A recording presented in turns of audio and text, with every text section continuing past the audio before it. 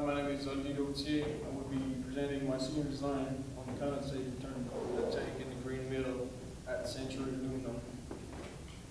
First, I would like to thank my supervisor, Jared Brooke, for letting me work on this project this semester. All the employees helping me throughout the time I was at the Century Aluminum plant. Dr. Marco being my advisor for the amount of time that I was in school at USI, Donna Moore, and all the faculty members, and especially my family and friends. The entire concept project is based on the dynamic concept design. The dynamic concept design is based on define, measure, analyze, improve, and control. These type of problem solving is used in the industry as a way to improve a new concept design like this one. The Century Aluminum plant is based in Seabury, Kentucky, western Kentucky. The plant has been in operation since 1973 and currently holds 500 employees. The main production that the aluminum smelter is making is 20-foot long alloy billets that looks like telephone pole, and pure aluminum salve that's been shipped to different industry after that for automotive, can industry, and cable industry. The green mill is actually the section of the plant where the project is taking place. The green mill produce anode block or green anode. It's a combination of coke material, carbon material, and pitch. All that is mixed in a batch mixer, and then molded into the anode block, then placed into the pot to produce aluminum. The steam is used to heat and maintain the material temperature during the process. First, the objective for this project to increase the efficiency for the condensate return system by modifying some of the component on the condensate return tank, implement the new steam trap MK542, insulate some of the line on the system, on the steam system, and finally stop the condensate formation on the outside wall of the building. The evaluation of the steam tank, the condensate tank, pretty much the outside temperature of the tank is at 200, range between 200 and 215 degree Fahrenheit. The pressure inside the tank range is at 0.4 psi, so it's ambient pressure.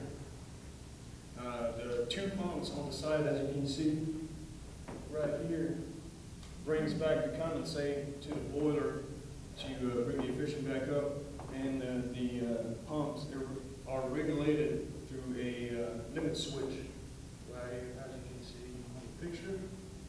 On the outside wall, there's two outtake, one at the bottom and one at the top. The one at the bottom is always open to reduce the amount of condensate running down the wall, and it creates puddle. You're going to see it in the next picture after that. There's a second tank on the third floor, condensate tank, that is creating the same condition, condensate running down the wall. This creates some risk. You get some drainage issue, overhead risk, especially during winter when all that condensate freeze and produce icicle. All the worker working on the ground level, going in and out of the building, this create overhead risk. So measure condensate value. There's multiple ways to go with the condensate value. You got your water costs, sewage costs, fuel costs, chemical costs, pre-treatment costs, and blowdown costs. The picture on the right here is just a simplified way to show you the process. The boiler creates the steam goes through the process. to maintain the temperature, steam trap after that, release the condensate, and condensate is returned to the water through the recovery system.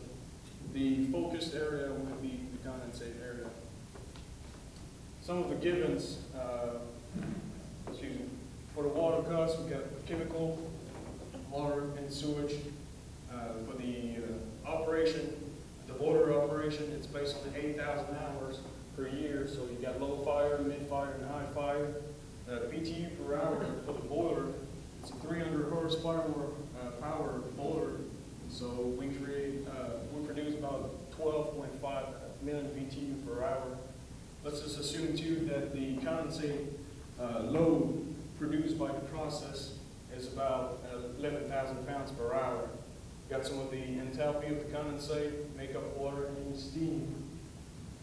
Using some of those givens, we can plug it in this easy equation using the enthalpy of the condensate, makeup water, and steam to bring us the steam fraction, what is left in the flash steam after going through the process.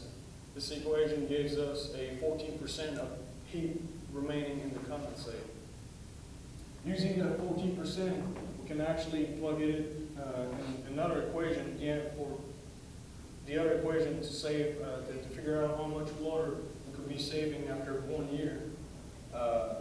Using the 14% of fraction, the condensate load of 11,000, the annual operation of 8,000 hours per year, total water costs, and the density of water gives us about $58,000 per year of possible saving. We can also use some of those given to figure out the annual fuel saving.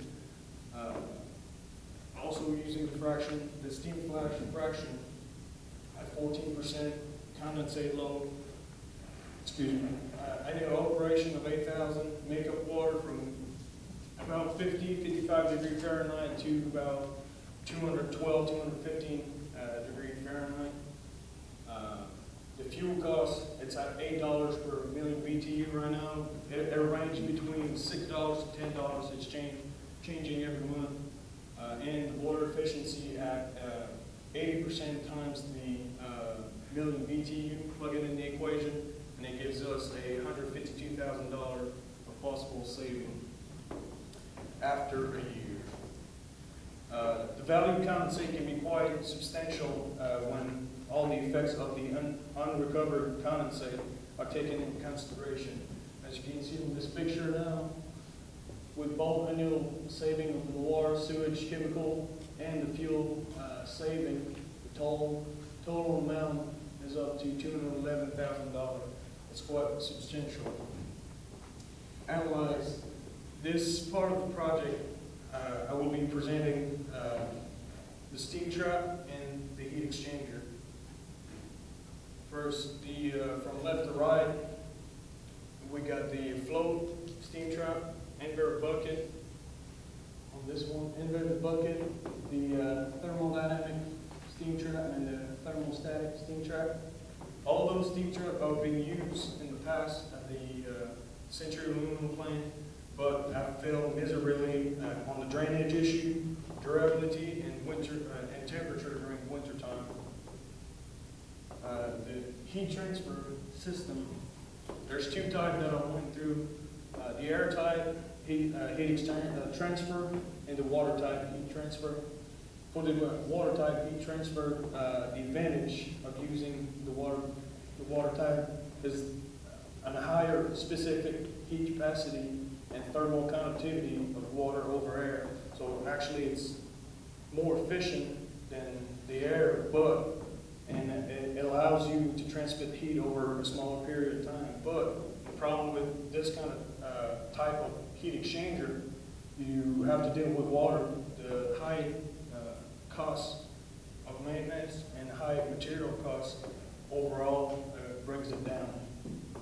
The airtight heat exchanger, it's pretty much just open big surface area to increase the airflow of that surface. All the steam's going through this small area, all the airflow, high and low airflow, high airflow going through that area to cool the steam, bring it more back, condensate back to the system. The water type that went through has a maximum BTU of 150,000 BTU per hour, capacity of 5 gallons per minute. 5 gallons per minute, it's actually a lot of water. What are you going to do with water after that? Do you bring it to the boiler? Do you bring it back to a different thing? What are you doing? There's multiple questions to be thinking about it. It's light, it's not too long. The air type heat exchanger, actually the one that I chose, is the AH24B single pass dual fan. Got 1-inch extruder fine tubing and 9 fine per inch. At a pressure of 135 psi, that's the pressure that the company is using for their system right now. The possible condensate return at 80 degree Fahrenheit of ambient temperature brings us about 800 pounds of condensate back to the boiler per hour. And if you think about winter time when it's 20 or 40 degrees outside, you get about 1,000 to 1,200 pounds of condensate back per hour back to the boiler. The core of this one is made for our steam and dust environment, especially for the green mill, where it's a really, really hot and dusty environment. Improvement. The new steam trap design, MK54-2, the goal of the steam trap is pretty much to increase the temperature on the process side and release as much condensate on the condensate side. So the process side is the red section where all your steam is going. It's a hot side, so you're trying to maximize the amount of your temperature on this side, and after that, release the maximum amount of condensate on the cooler side. This new design combined a non-return valve or a check valve and a straightener. And with that, in any case of failure, well, the non-return valve pretty much protect the system from water hammer and the filter just with all the debris going through the system. In any case of failure, there's a spare kit part that you can buy and implement. So by removing only the top section of the membrane of the steam trap did not fail, but the inside did, you can actually remove, the top section, remove the failure mode or the straightener. And you don't have to remove the whole membrane. It stays, save you time and money. Sorry about that. The opening temperature of the check valve is around the 50 range of around 50 degree Fahrenheit, right below the saturation point, so giving us a acceptable range for the condensate. Some of the implementation that we've done in the past, especially on Mixer 5 and multiple mixers on this case, Mixer 5, we're redesigning the line, the steam line under the belly of the batch mixer and change the old steam trap design to the new steam trap design.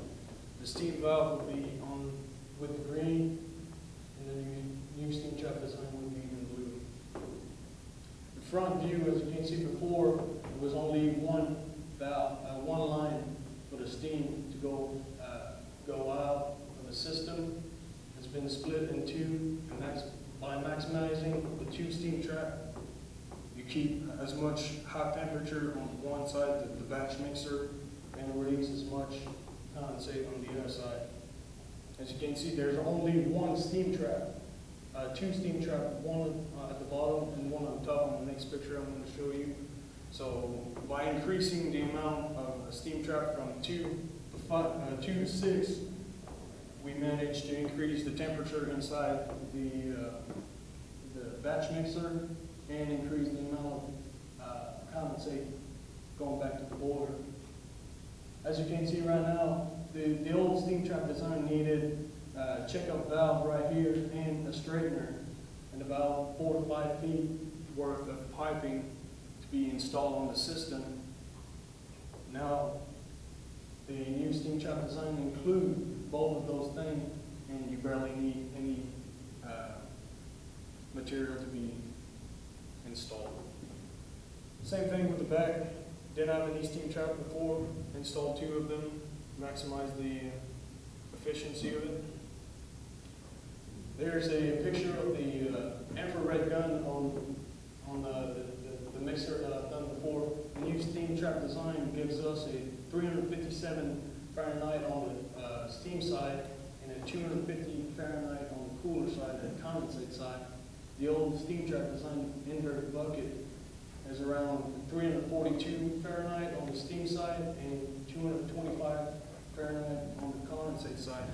Thus, and the average increase between the old steam trap and the new steam trap is around 10 to 15 degrees.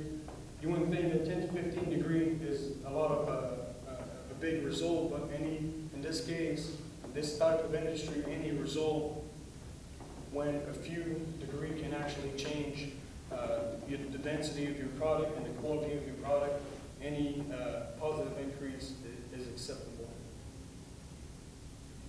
The new concept pretty much will be installed before the condensate return tank.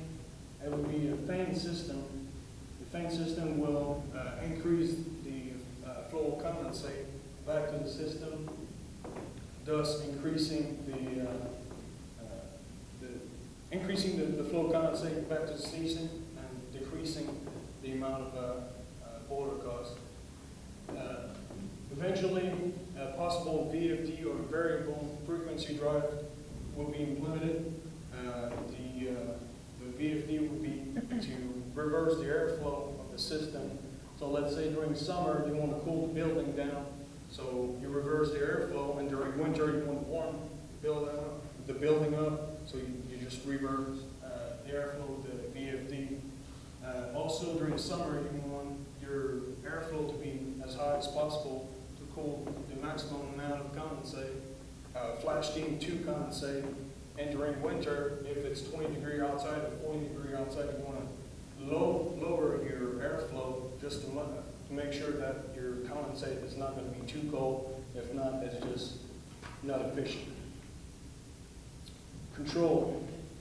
This part of the project, it's just to implement the installation, a new steam jacket, and the steam metering.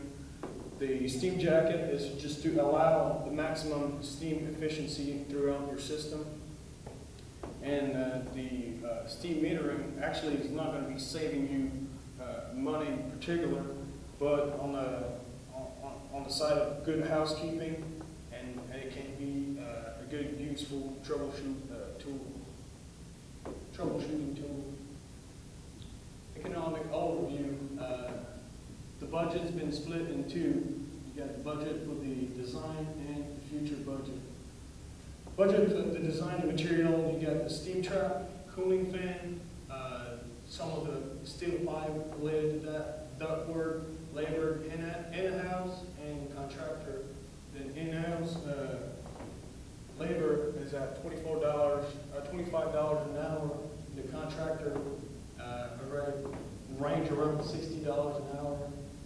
About 48 hours just with 2 workers to fix that project. The student and advisor cost has been added to this project. The total in-house, if we're going with the in-house labor, range about $9,000 to $10,000. The contractor range about $13,000. If we're going with the future budget, it's the budget that's over the entire system. So you want to change 87 steam trap.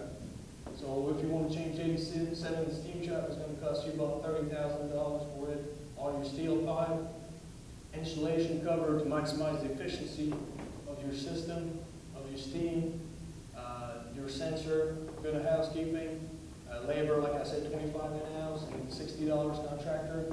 Based on a 3-day outage, 72 hours with 15 workers working per shift. Your VFD or variable frequency drive and some of the pipe to connect both outtake on the outside wall to minimize the amount of condensate running down the wall.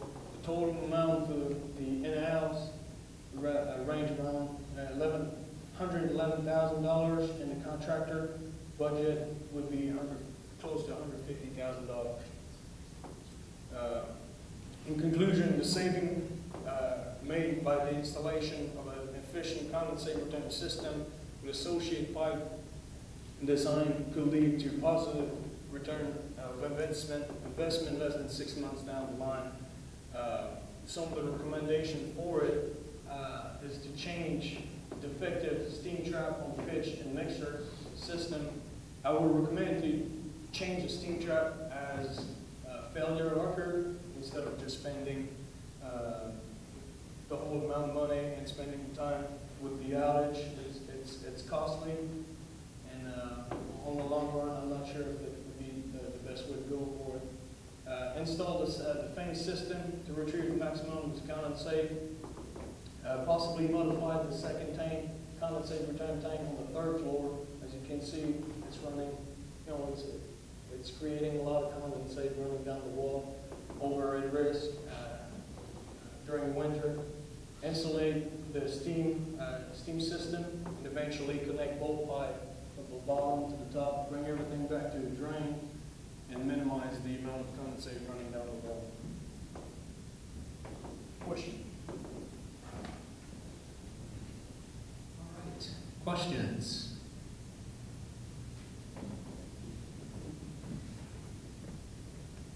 Questions?